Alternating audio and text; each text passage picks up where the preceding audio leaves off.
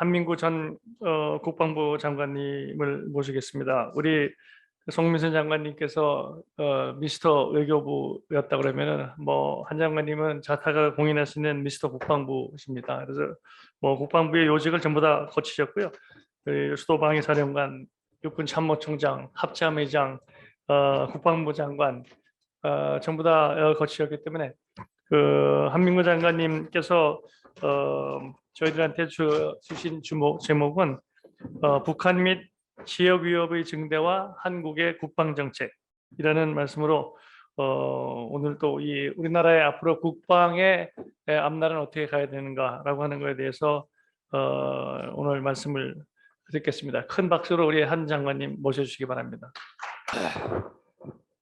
한민구 전 국방부 장관입니다. 오늘 이렇게 좋은 자리에 초청해 주신 박철희 교수님, 그리고 기조연설을 해주신 존경하는 이홍구 전 총리님 깊이 감사드리고, 또 저와 함께 발제를 하신 송민순 전 장관님과 박대호 전 본부장님께 함께해서 영광되고 기쁘다 하는 말씀을 드립니다. 원래 제게 주어진 제목은 북한 및 지역 위협의 증대와 한국의 안보 전략이었습니다만은 제가 안보 전략보다는 국방 정책으로 하는 게 좋겠다 하고 이렇게 말씀을 드렸습니다. 왜냐하면 앞서 말씀하실 송 장관님께서 안보 전략의 대강에 대해서 짚어주실 것이고, 또 저희 국방부에서 업무를 하는 기준에 따라 보면 청와대 국가안보전략지침, 국방부의 국방정책, 합참의 군사전략, 이러한 공식 문서 체계가 있기 때문에 제가 말씀드리는 것은 국방정책이라는 제목으로 말씀드리는 게 좋겠다 이렇게 생각을 했습니다. 그리고 파워포인트를 준비하지 않고 제가 원고를 준비했는데 제게 주어진 시간이 한 40분이기 때문에 40분 동안에 제가 여러분들에게 말씀을 다 드리고, 또 이 자리에 계신 분들은 특히 국방 영역에 대해서는 생소한 분들이 많으시기 때문에 국방의 문제를 소상히 설명하는 것은 원고로 말씀드리는 게 더 좋겠다 이렇게 생각을 했습니다. 제가 말씀드리는 중간에 보면은 소위 군사용어, 군사적 개념 이런 것들이 많이 들어가 있고 축약된 설명들이 있어서 제가 좀 걱정이 됩니다만은 여러분들이 이렇게 경청해 주시면 잘 이해하실 수 있을 것으로 생각을 합니다. 국방정책의 범위와 수준을 말씀드리면 군에 대한 정치적 리더십의 통제를 말하는 문민통제, 민군관계, 군사력의 건설, 관사력의 운용, 또 한미 동맹 관계 및 주요국과의 국방 협력 발전, 전쟁 지속 지원, 국방의 효율적 경영 등 6대 분야로 대별할 수 있고, 기본적으로 국방 정책의 수립은 위협 분석으로부터 시작을 하는 것입니다. 그런데 우리나라는 한미 동맹에 기반한 연합방위 체제를 가지고 있기 때문에 우리의 독자적 역량과 한미 동맹의 역량을 어떻게 조화롭게 활용해서 정책적 시너지 효과를 극대화하는가가 핵심입니다. 따라서 지난 5년간 이 두 역량에 어떠한 문제가 있었고 어떻게 발전시켜 나가야 하는가 하는 것을 중심으로 말씀을 드릴 것입니다. 또한 4차 산업혁명의 영향이 군사기술과 전쟁 수행 방식에 획기적인 변화를 가져오고 있으므로 어떻게 우리 국방에 이러한 것을 담아서 우리 국방 역량을 혁신하는가 하는 것도 매우 중요한 과제입니다. 그러면 우리의 전략 환경 및 평가로부터 국방정책의 목표와 기조, 그리고 여러분이 관심을 많이 가지고 계시는 주요 국방 현안 과제 순으로 말씀을 드리겠습니다. 먼저 인도 태평양 지역 정세 및 위협 평가입니다. 인도 태평양 지역은 국제 질서의 가장 큰 변수인 미중 전략 경쟁이 첨예하게 대립하는 현장으로 외교와 군사 이해, 정치, 경제, 과학, 기술 등 전 분야에 걸쳐 대결 양상이 노골화되고 있습니다. 중국은 2050년까지 미국을 종합 국력과 군사력 면에서 능가하겠다는 흥국몽, 또 강군몽을 국가 비전으로 제시하고 강군몽에 이거 2050년에 세계 인류 군대를 건설한다는 로드맵에 따라 군사력 현대화에 매진하고 있습니다. 이와 함께 남중국해 내해와 항만 및 기지 공유 협력 등을 통해서 영내 군사적 존재감을 부각하고 활동 반경 확대에 주력하고 있으며 반미 노선의 공통 이해를 가진 러시아와 경제적, 군사적 협력을 강화하고 있습니다. 이에 대해 미국은 중국과의 경쟁을 경제나 군사적 대결을 넘어 민주대 독재라는 이념적, 진영적 대립으로 규정하고 국제사회의 탈중, 반중 연대를 강화하면서 중국의 하이브리드전 및 회색지대 분쟁 위협에 대비하기 위해 전략적 유연성과 영내 주둔 미군 재배치 문제 등 영내 동맹국들과 공동 대응 전략을 모색 중에 있습니다. 한편 미국 등 군사 선진국들은 4차 산업혁명의 핵심 기술인 IoT, 클라우드 컴퓨팅, 빅데이터, 모바일 그리고 AI를 응용한 육해공군 또 사이버 우주의 5차원 영역에서 새로운 파라다임에 싸우는 방법을 모색하는 국방 및 군사 혁신을 경쟁적으로 추진하고 있습니다. 특히 동아시아 지역에서 미국의 인도 태평양 전략과 중국의 1대1로 전략의 갈등이 심화되고 있는 가운데 전면적 분쟁 가능성은 희박하나 남중국해, 대만, 동중국해 등에서 우발적 국지적 충돌 가능성은 배제할 수 없다고 봅니다. 그리고 전략 상황의 변화에 따라 한반도를 중심으로 한미일과 북중러의 진영화가 공고해지고 있는 가운데 북중러는 빠르게 밀착하는 모습을 보이고 있지만 한미일은 위안부 문제, 강제징용 배상 문제 등에서 비롯한 갈등으로 원활한 군사 협력이 제한되는 실정입니다. 이에 중국은 한국을 한미일 군사 협력의 가장 약한 고리로 인식하고 한미일에서 한국을 분리하기 위해 다양한 적극적인 친중 견인 전략을 추진하고 있습니다. 중국은 핵심 이익 수호와 지역 패권 장악 목적으로 한반도에 대한 영향력 확대를 시도하고 있으며 이로 인해 한중 간 이어도 및 서해에서 해양 관할권 등에 대한 국지 분쟁의 가능성이 잠재하며 이러한 국지 분쟁은 단독 또는 미중 전략 경제가 연계되어 복합적인 위기 상황으로 발전할 가능성이 있습니다. 향후 한국은 미국, 중국으로부터 전략적 선택을 강요받는 상황에 빈변하게 직면할 가능성이 있으므로 전략적 자율성을 유지하기 위한 국방력 강화가 기요합니다. 다음은 한반도 정세 및 위협 평가입니다. 북한은 어려운 경제 상황으로 인한 체제 이완 방지를 위해 내부 통제를 강화하고 있습니다만 김정은의 권력 기반은 공고하며 정권 안보를 위한 대내적 방편으로 핵미사일 능력을 포함한 군사력 증강을 지속 중입니다. 한국은 북한의 핵과 128만의 대규모 재래식 군사 위협에 직접적으로 노출되어 있으며 이러한 북한의 위협은 한국이 당면한 가장 큰 국가 안보 위협입니다. 북한은 2017년 11월 ICBM 발사 후 핵무력 완성을 선언하고 지속적으로 핵미사일 능력을 소형화, 고도화, 다종화하고 있습니다. 김정은의 권력 승계 이후 10년간 핵실험 4번, 미사일 발사 80여 회 등 국가적 초능력을 경주하고 있습니다.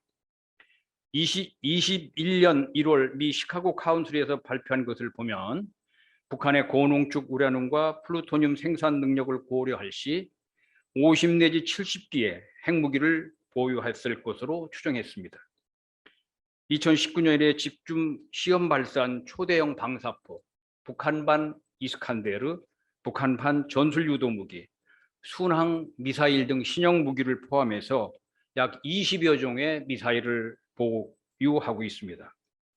특히 2021년 1월 8차 당 대회에서 국방력 5대 발전 과업으로 극초음속 무기 도입, 15,000km의 타격 명중률 제고, 수중 및 지상 고체 엔진 ICBM 개발, 핵 추진 잠수함과 수중 발사 핵 전략무기 보유, 초대형 핵탄두 생산 등을 지시하였는데 이것은 미국 본토까지 위협하는 것으로 한미동맹의 확장 억제 태세가 위협받는 상황입니다.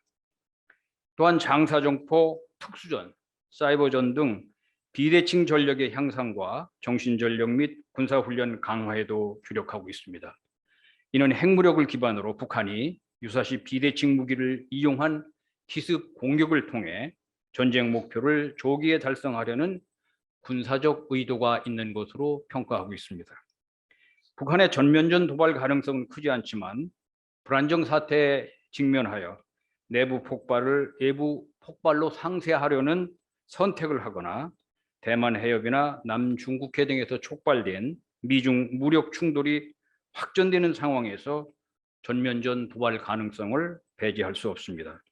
또한 북한이 비핵화 협상에서의 유리한 지위 확보, 내부 체제 강화 등의 목적으로 핵 그림자를 지렛대로 복합 목적의 대남 국지 도발을 기도할 가능성도 상존하고 있습니다.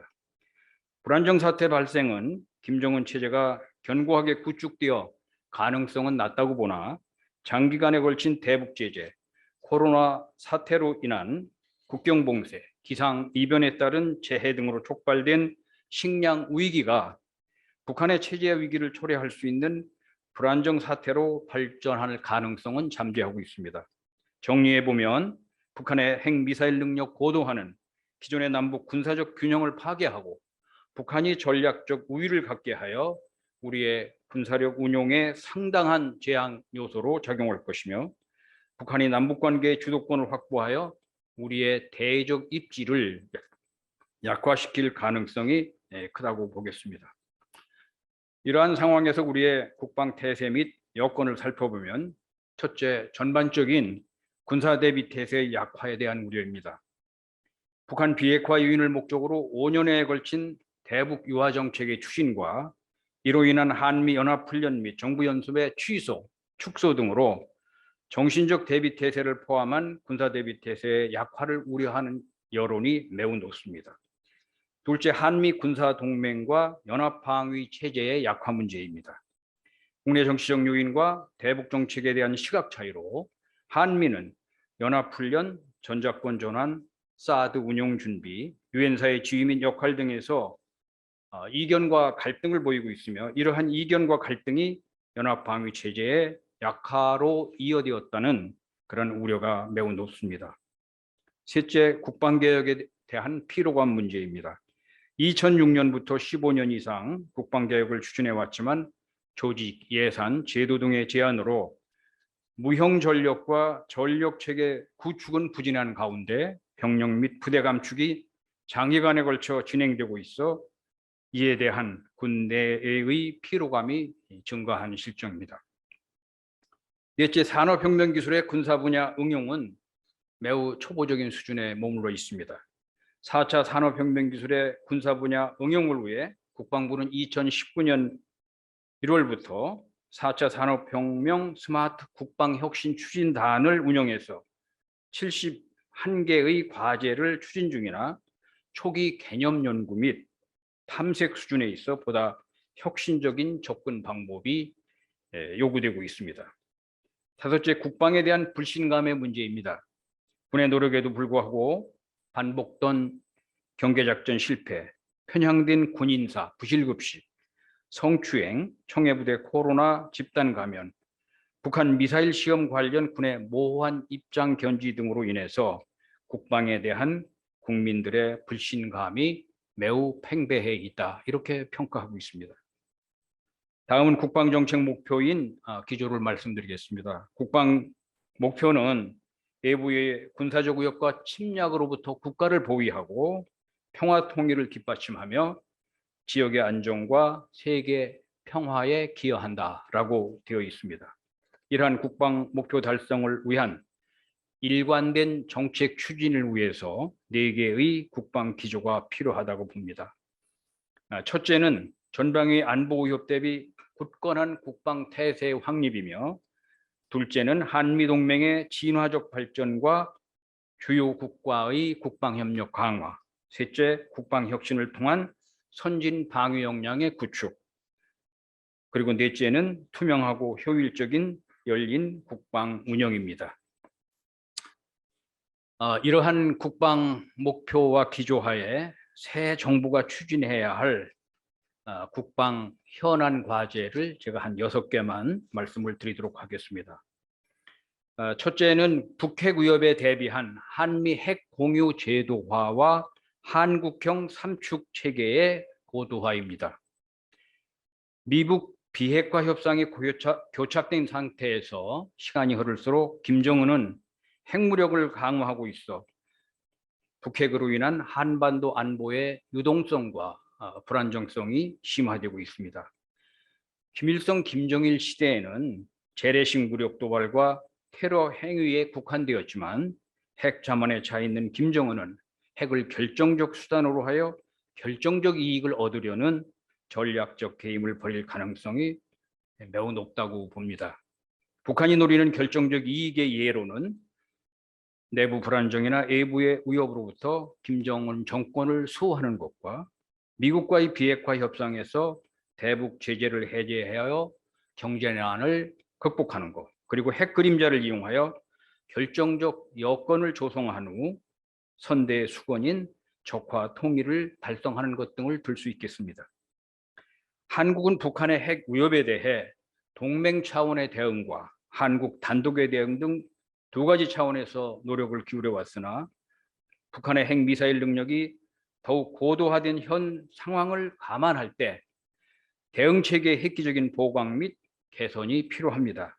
한반도에서 핵 균형을 만들지 못하면 우리는 북한의 핵 인질 신세가 되는 것입니다. 그동안 한미동맹 차원에서는 2013년에 서명한 맞춤형 억제 전략에 따라서 핵 사용 위협 단계, 사용 임박 단계, 그리고 실제 사용 단계 등으로 구분해서 한미 연합으로 억제 및 대응하는 체제를 발전시켜 왔으나 미국의 핵 정책의 기획, 핵 전력의 준비 태세, 핵 전략의 실제 운용 등 과정에서는 한국 정부와 한국군이 관여할 수 있는 그 제도적 장치가 없었습니다.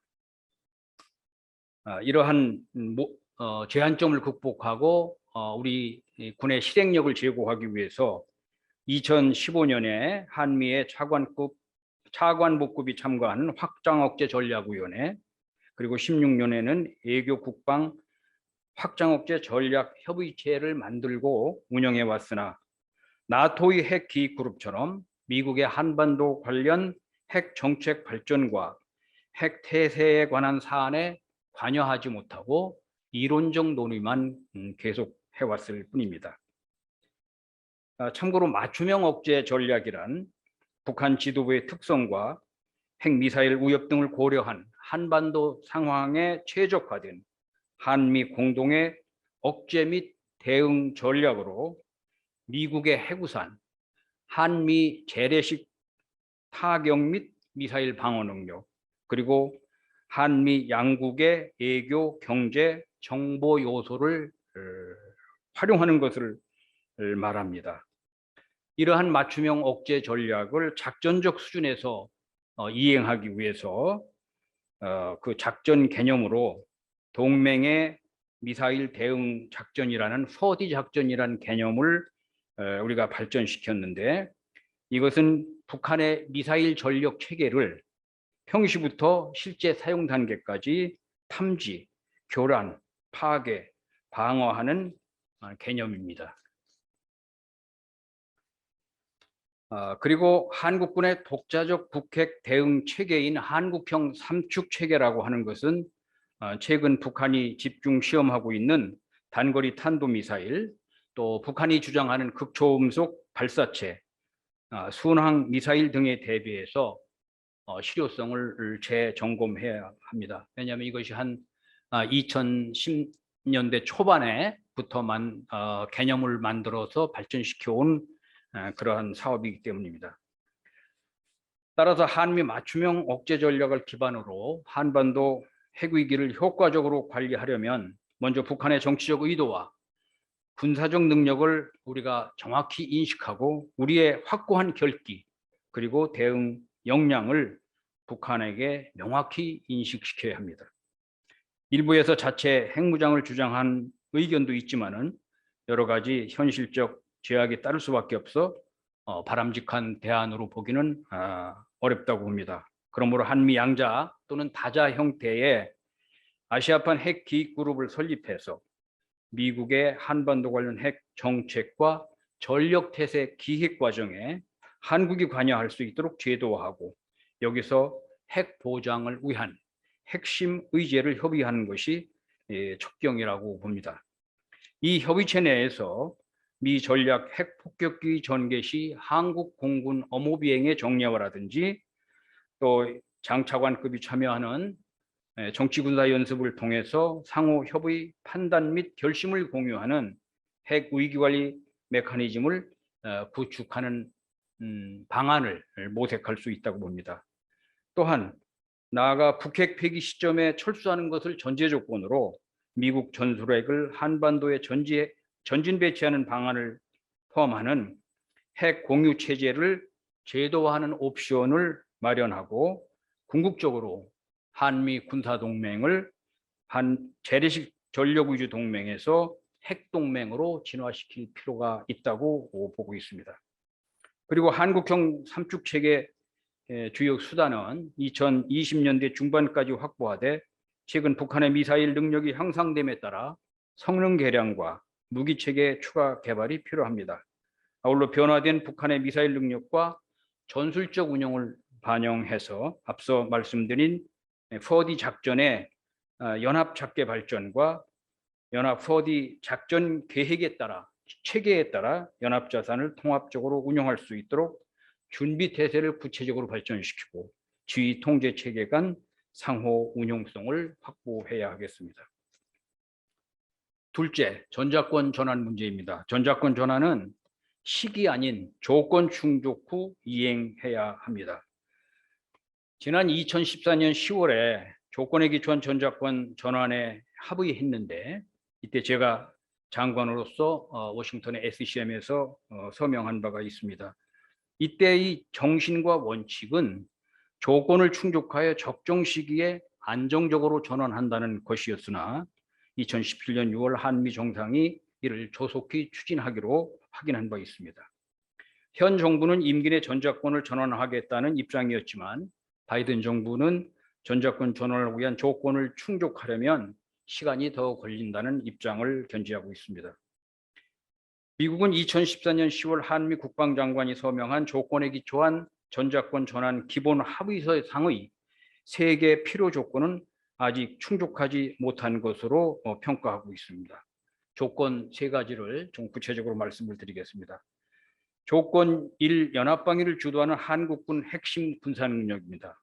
이것은 미국이 제공하는 보안 전력 또 지속 전력이 있는데 이것을 제외하고 한국군이 확보해야 할 필수 유형 전력은 물론 무형 전력을 포함하는 것이고 특히 한국군이 연합 권한 위임사항 6개 영역의 능력을 갖추는 것이 중요합니다. 이를 위해서 기본 운용 능력 시험 IOC, 완전 운용 능력 시험 FOC, 완전 임무 수행 능력 시험 FMC를 순차적으로 검증해야 하지만 지난 5년간 IOC 제 첫 번째 기본 운용 능력 시험만 실시한 상태입니다.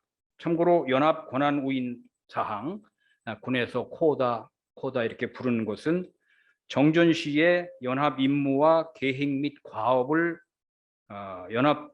이것을 원활히 수행할 수 있도록 1990년대 초에 정전 시에 그 작전 통제권이 한국군으로 이렇게 넘어올 때 연합사령관에게 위임된 권한입니다. 여기에는 연합 위기관리, 정보관리, 작전계획 수립, 연습 및 훈련 계획과 통제, 연합 교류 발전, 또 양국 간의 무기체계 간의 C4I 상호 운용성 보장 등 6개 영역을 말하는 것입니다.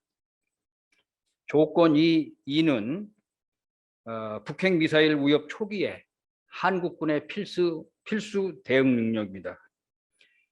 이것은 2013년 정립한 동맹의 미사일 방어 작전, 허디 작전이라고 부르는데, 그 기본 개념에 따라서 한국군이 자체적으로 허디 작전 수행이 가능한 방위 충분성 전력을 확보하는 것입니다. 그러나 현재 여러분들이 많이 들으셨던 삼축 체계라든지 이런 데 포함된 전력 중에 군사 위성을 비롯한 상당수의 전력이 구비가 아직 안 되고 있습니다. 조건 3은 한반도와 동북아 전략 환경의 안정적 관리입니다. 이것은 조건 1과 2가 구비된 상태에서 한반도와 동북아 전략 환경의 안정적 관리가 이루어져야 한다는 것이 세 번째 조건이라는 뜻입니다. 또한 유엔군 사령부는 정전체제 안정적 관리, 유사시 전력 제공 기능을 수행하기 위해서 한미 또 제3국 회원국들 인원을 적정 비율로 참모 조직을 보강 중입니다. 유엔군 사령부는 이것을 유엔사 재활성화라고 이렇게 칭하고 있습니다만, 여기에 한국군은 참여하지 않고 있습니다. 만일 한국이 유엔사의 존재를 부정하고 역할을 보장하지 않는다면 전작권 전환 이행에도 매우 부정적인 영향을 미칠 것입니다. 따라서 한미 양국은 공동의 노력을 통해 전환 조건을 충족시킨 후 적정 시기에 안정적으로 전환을 한다는 입장을 견지해야 할 것입니다. 또한 세계 필요 조건 충족을 위해서 한미 간 공동 노력과 함께 미래 연합사와 유엔사 관계를 재정립하는 노력을 병행해야 합니다. 전작권 전환이 되면 현재 연합사가 미래 연합사라는 그런 새로운 형태, 사실은 연합사령관을 현재는 미군 대장이 하는데 미래 연합사는 한국군 대장이 하도록 이렇게 되는 체제입니다. 그것과 유엔 사령부 관계를 재정립하는 것이 아주 중요한 요소입니다.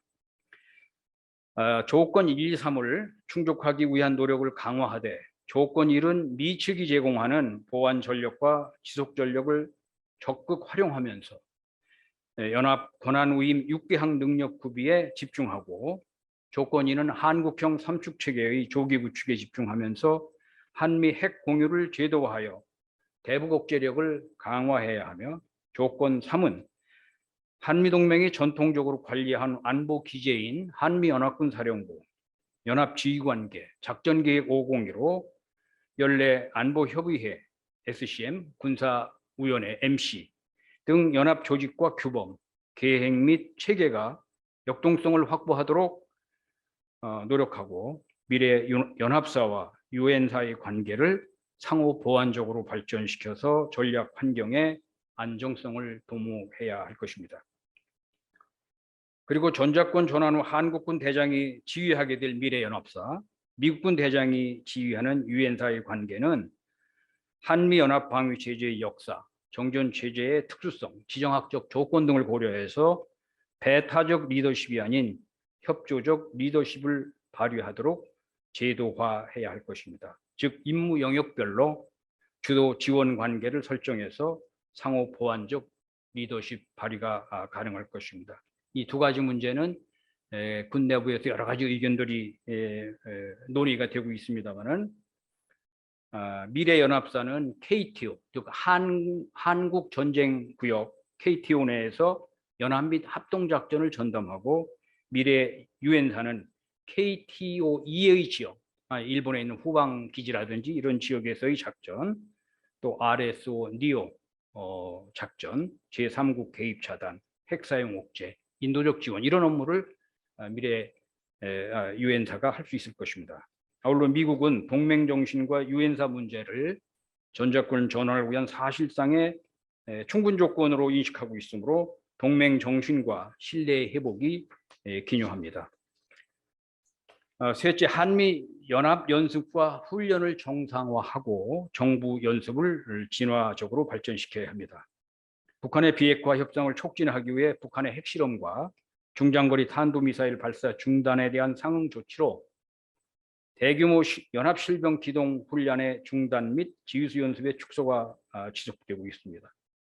참고로 2016년도에는 한미 연합 연습이 국가급 연습입니다. KRFE 또 UFG 태극 등 3번이 있었고 다국적 훈련이 14회, 연합 합동 훈련이 61회가 있었습니다. 그런데 18년 비핵화 협상 촉진후에서 앞서 말씀드린 국가급 훈련 2개가 중단됐고 19년 이후에는 전후반기에 나누어서 연합 지휘수 연습을 실시하고 있고 연합 실병 기동 훈련은 대부분 중단되고 대대급 이하만 이렇게 규모를 축소해서 실시하고 있습니다. 2019년 하노이 회담 이후 미국 비핵화 대화는 사실상 진전이었고 그 사이에 북핵 위협은 더 커졌지만 한미 연합 실병 기동 훈련 중단, 코로나로 인한 연합 지휘수 연습의 축소 시행으로 연합 방위 태세는 약화된 상태입니다. 우리 정부의 을지 연습은 2018년 여름부터 연합 지휘수 연습과 분리해서 시행되고 있기 때문에 유사시 연합 작전을 지휘하는 정부 연습도 매우 부실해졌습니다. 따라서 실전적 연습이나 훈련 없이 굳건한 국방 태세를 기대할 수는 없는 것이기 때문에 정부와 군은 현실적 여건 속에서 한미 연합 훈련 및 정부 연습을 재검토하고 진화적으로 최적화하는 그러한 노력을 기울여야 합니다. 그리고 북한의 태도 변화를 유도하기 위한 외교적 노력은 계속 하되 한미 간 문제인 연합 연습 및 훈련의 추가 축소 또는 중단은 없다는 선언과 함께 적정 시기에 모든 군사 훈련을 정상화하는 결단을 내려야 된다고 봅니다. 예를 들면 지난 1월 19일 김정은이 정치국 회의에서 모라토리움을 언급했는데 실제 모라토리움을 깨는 행동을 보이면 즉각 연합 실병 기동 훈련을 재개할 수 있도록 준비해 놓아야 한다고 봅니다. 넷째, 모병제가 많이 언급되고 있는데 모병제 전환은 시기상조이나 향후 가능성에 대비한 전문병 제도의 검토가 필요하다고 봅니다. 대선 때마다 모병제에 관한 공약이 반복적으로 제기되고 있어 대만처럼 특정 정치 집단의 의지에 따라서 여건이 미성숙된 상태에서 전환될 가능성이 우려됩니다. 지금 대선에서도 단계적 모병제, 선택적 모병제, 모병제와 지원병제, 혼용 등 언급이 된 바가 있습니다.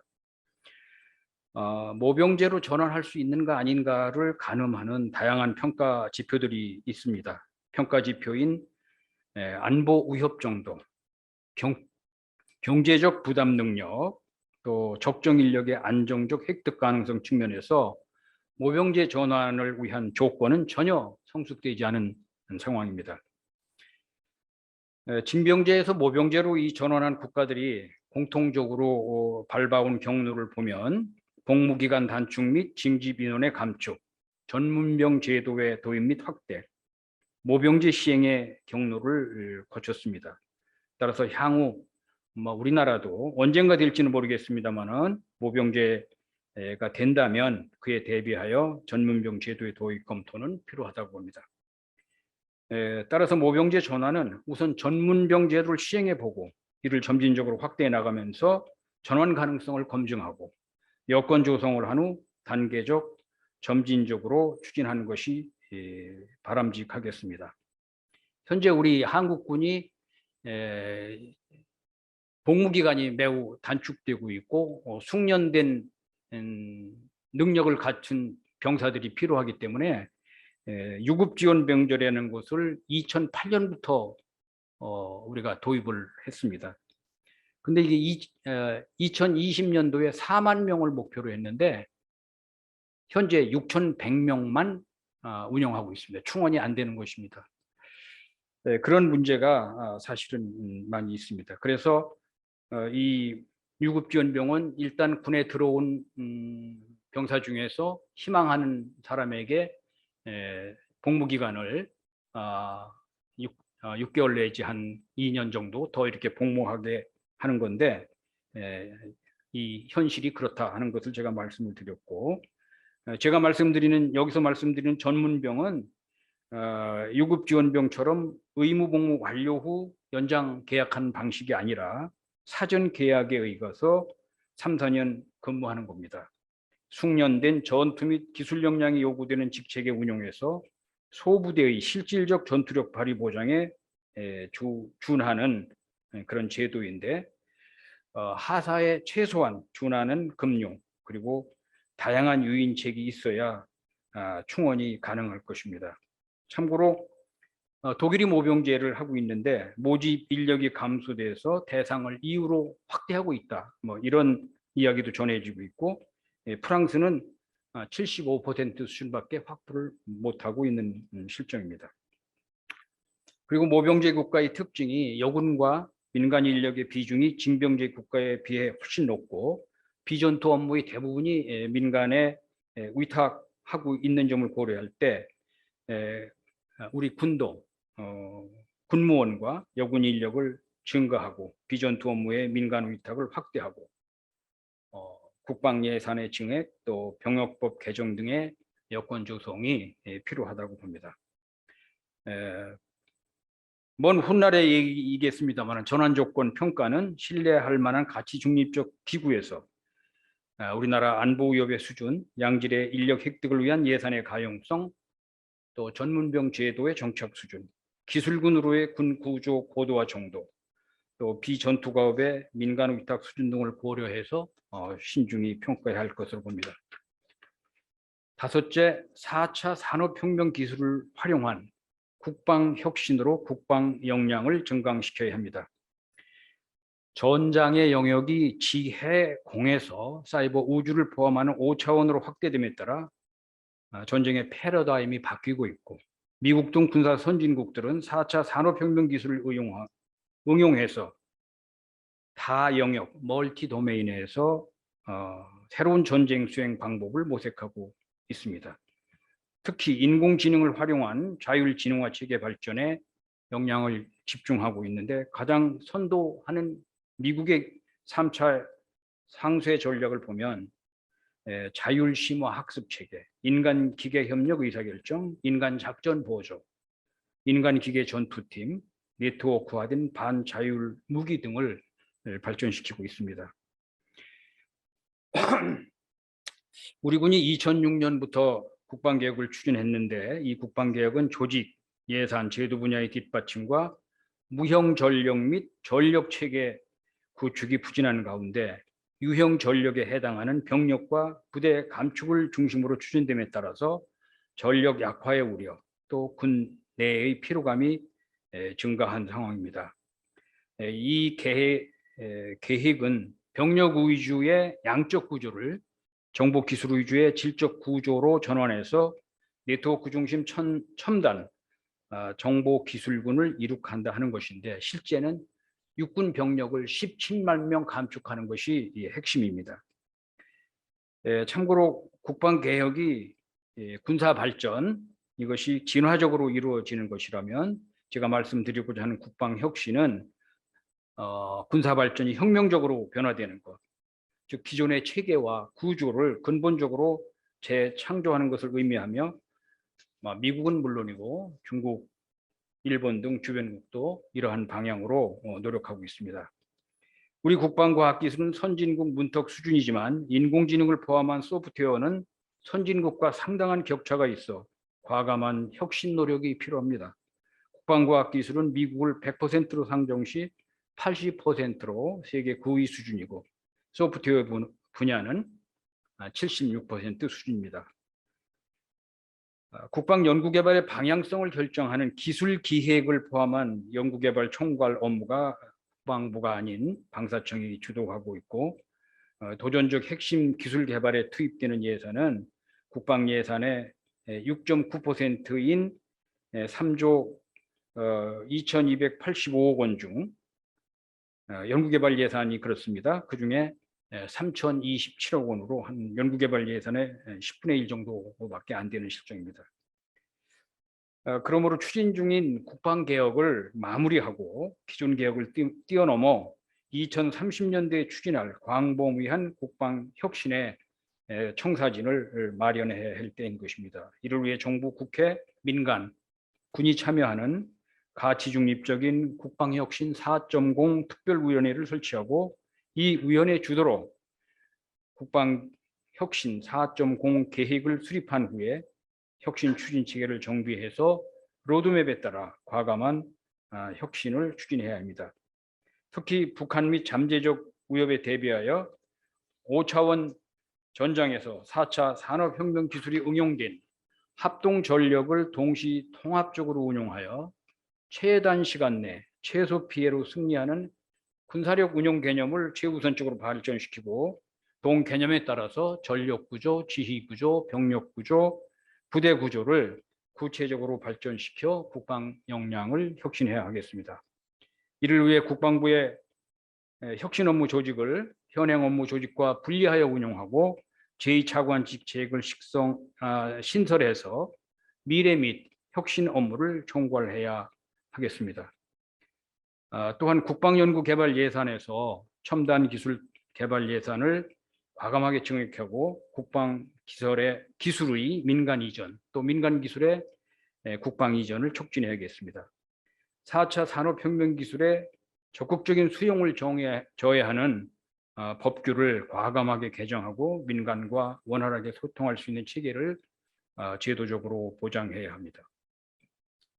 여섯째, 문민 통제 아래 군사적 전문성이 존중되는 건전한 민군 관계 정착입니다.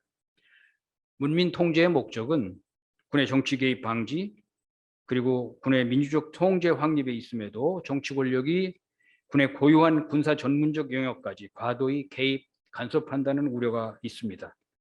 합참의장과 각 군 총장 등 군 수뇌부의 법적 임기가 보장되지 않아 부대의 안정적 운영이 어렵고 혁신 프로그램에 동력이 상실되는 경우가 매우 많습니다. 문민 통제의 정상적 작동과 급변하는 사회 및 과학기술 발전 추세에 부응하기 위해 장교단의 군사적 전문성이 매우 우수해야 하나 군내 국방 및 관련 분야 필수 교육 또는 연수 이런 기회가 충분치 않습니다. 그러므로 철저한 문민 통제 원칙 아래 국방 문제에 대한 전문성을 갖춘 인재를 적재적소에 배치하여 국방 군사 업무의 능률을 향상시켜야 하며 장관과 총장의 인사권을 보장하여 엄정한 지휘 체계를 확립하고 군 지휘의 법률상 임기를 보장하여 조직의 안정성과 국방 혁신 업무 정책 과제들의 체계적 추진 여건을 보장해야 하겠습니다. 고위직일수록 고도의 판단력이 요구되는 만큼 판단력이 기초가 되는 군사적 전문성과 또 직관을 형성할 수 있도록 공부하고 탐구하는 장교단의 조직 문화를 정착시키기 위한 군내의 교육, 연수 기회 이런 것들이 더욱 확대되어야 하겠습니다. 결국 진정한 국방력은 국민이 전쟁과 국방에 대해 어떤 생각을 갖고 있느냐에 따라 결정되므로 무엇보다 군의 존재와 헌신을 인정하고 군인을 존중해준 문화 정착을 위해 정치 리더십이 선도적 역할을 수행해야 한다고 봅니다. 제 말씀을 맺도록 하겠습니다. 지난 5년간 정부는 한반도 평화 프로세스를 통해서 북핵 위협을 제거하고 한반도의 평화를 정착시키고자 많은 노력을 기울여왔습니다만 결과는 5년 전보다 더 강력해진 북한의 핵 미사일 위협에 직면해 있는 것이 현실입니다. 그 과정에서 우리 군은 국방의 근간인 한미동맹과 연합 방위 체제의 기제들이 훼손되는 것을 감수해야 했고 우리 군의 유무형적 대비 태세의 이완도 우려하는 상황에 이르렀습니다. 북한은 핵능력 고도화를 통해 한국에 대한 전략적 우위를 확보하는 노력을 쉽게 포기하지 않을 것입니다. 북한 비핵화를 달성할 때까지 한반도의 평화와 안정을 보장하려면 이에 걸맞는 우리의 능력을 갖추어 나가야 합니다. 특히 비핵화 촉진을 위해서도 북핵 위협 대응 능력을 긴박감을 가지고 보완 강화해 나가야 할 것입니다. 그러므로 새로운 정부가 당면한 국방의 핵심 과업은 무엇보다도 한미동맹의 기체 아래 북한의 핵미사일 위협에 확실한 대응책을 세우는 것입니다. 이를 위해 한국형 핵 공유 체제와 한국형 삼축 체계의 발전이 가장 우선해야 할 정책 과제라고 생각합니다. 평화는 말로 얻어지는 게 아니라 힘에 의해 지켜진다는 사실을 우리는 역사를 통해서 보아오고 있습니다. 평화를 원하거든 전쟁에 대비하라는 로마 시대의 경고는 지금 이 시기에도 새겨야 할 금원이고, 천일양병 일일용병이라는 경고는 군의 존재에 대한 깊은 성찰이 담긴 금원이라고 생각합니다. 국가의 제일 책무는 국민의 안전과 영토와 주권의 보존이며, 국군 통수권자인 대통령은 국가 안보의 최후 보루인 군이 확실한 위협인식으로 무장돼서 적과 싸워 이길 수 있도록 여건을 마련해 주는 것이 1차적 소임이라는 말씀으로 제 이야기를 마치도록 하겠습니다. 감사합니다.